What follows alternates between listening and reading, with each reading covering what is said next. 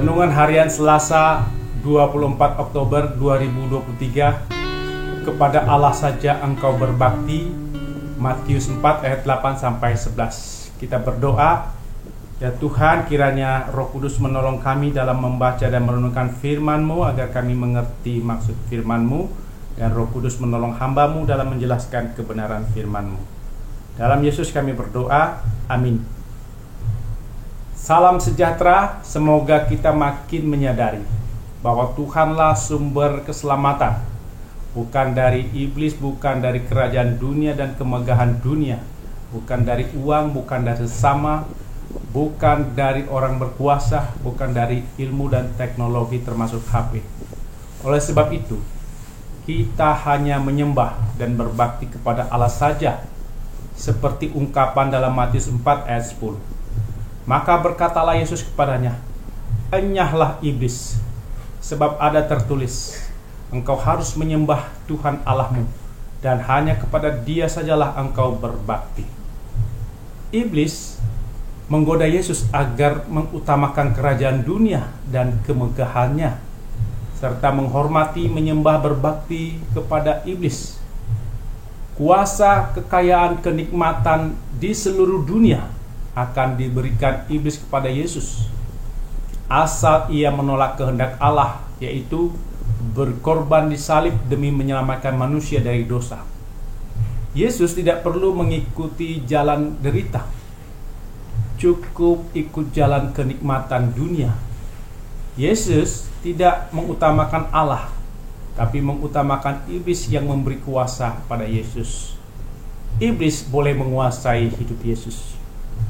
Bangsa Israel dalam penderitaan berhasil dibujuk iblis agar menyembah lembu emas dan tetap menyembah Tuhan. Tuhan tidak utama dan tidak satu-satunya disembah mereka. Masa kini ada orang menyembah dan berbakti pada Allah, tapi juga tunduk pada kuasa dukun, sihir, tenung, tahyul, arwah orang mati, roh peramal, orang keramat, ilmu pengetahuan, dan teknologi termasuk HP.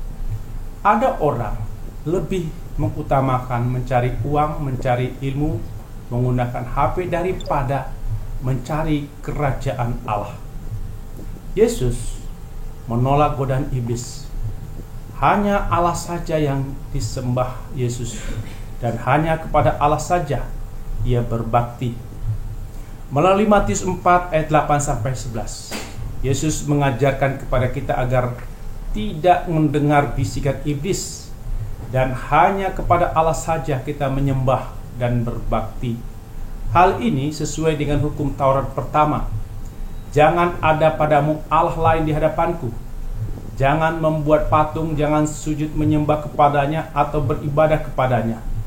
Sebab Allah adalah Allah yang cemburu, yang membalas kesalahan bapa kepada anak-anaknya, kepada keturunan yang ketiga dan keempat dari orang-orang yang membenci Tuhan.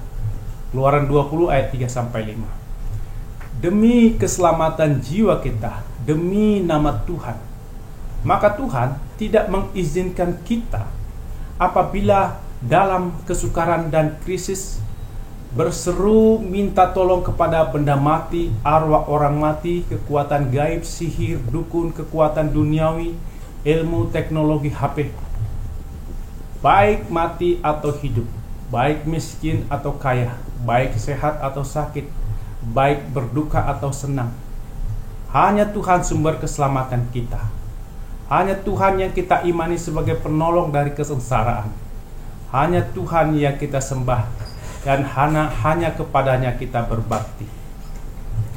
Tuhan menghendaki agar kita di dalam memecahkan persoalan hidup, maka kita menggunakan alat-alat yang diberikan Tuhan kepada kita.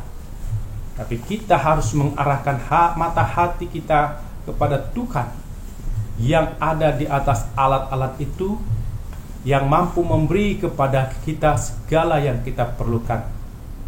Verkel Etika Kristen Kapita Selekta BPK Gunung Mulia 1992. Ilmu kedokteran, obat dan ilmu lainnya, teknologi adalah alat-alat Allah yang diberikan pada manusia dan banyak alat lain yang bisa digunakan Tuhan untuk menolong manusia. Namun alat bukan yang utama, hanya Allah yang utama. Allah yang membebaskan Israel dengan menggunakan alat atau cara tertentu. Allah menggunakan cara pengorbanan Yesus untuk menyelamatkan manusia dari dosa. Allah melakukan keajaiban-keajaiban dan tidak akan mengecewakan siapapun yang menaruh pengharapan kepadanya.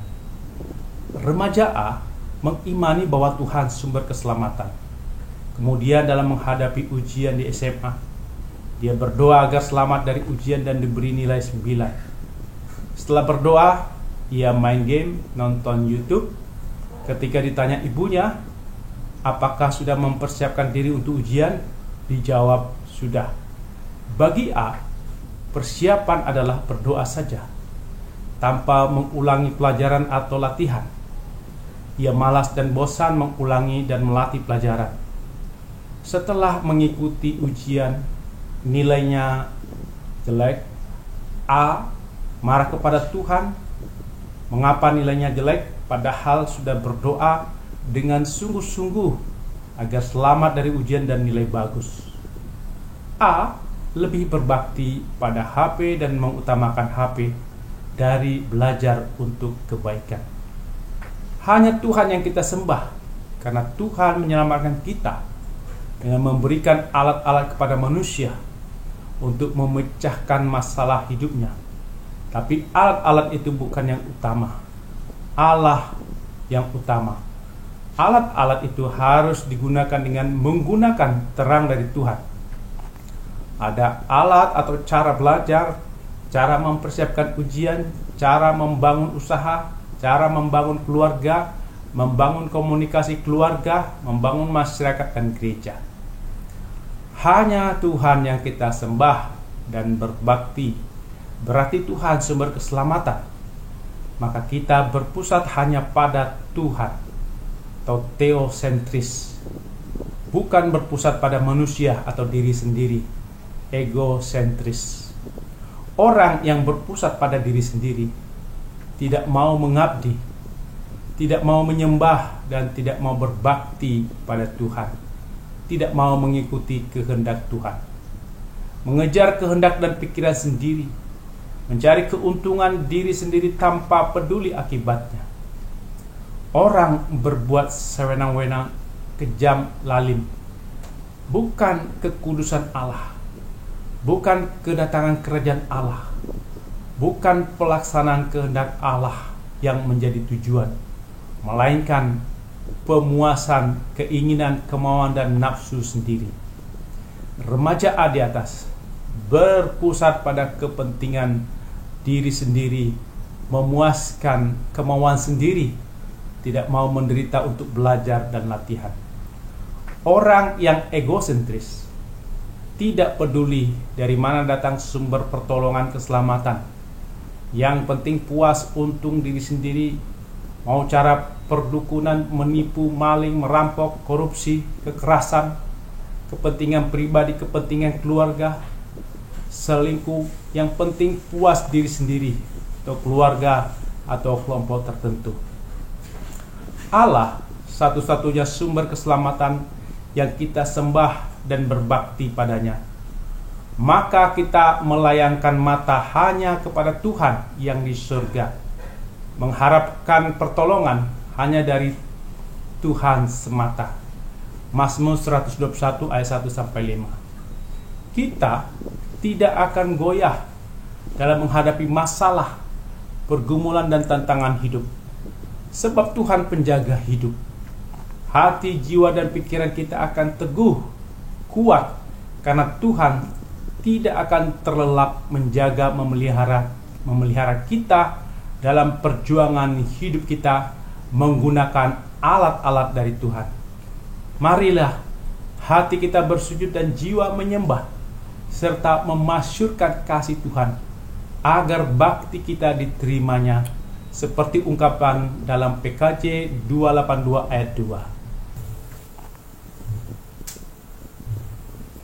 Hati bersujud jiwa menyembah, hidupku masyurkan kasih-Mu.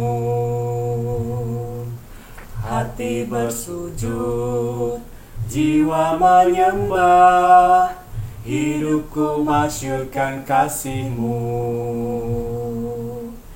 Terimalah baktiku, layakkan diriku untuk kemuliaan nama-Mu. Hati bersujud, jiwa menyembah, hidupku masyurkan kasih-Mu. Amin. Mari kita berdoa. Ya Tuhan, mampukan kami menyadari bahwa Tuhanlah sumber keselamatan, bukan dari iblis, bukan dari kerajaan dunia dan kemegahan dunia, bukan dari uang, bukan dari sesama, bukan dari orang berkuasa, bukan dari ilmu dan teknologi termasuk HP. Kami hanya menyembah dan berbakti kepada Allah saja. Dalam nama Yesus kami berdoa. Amin.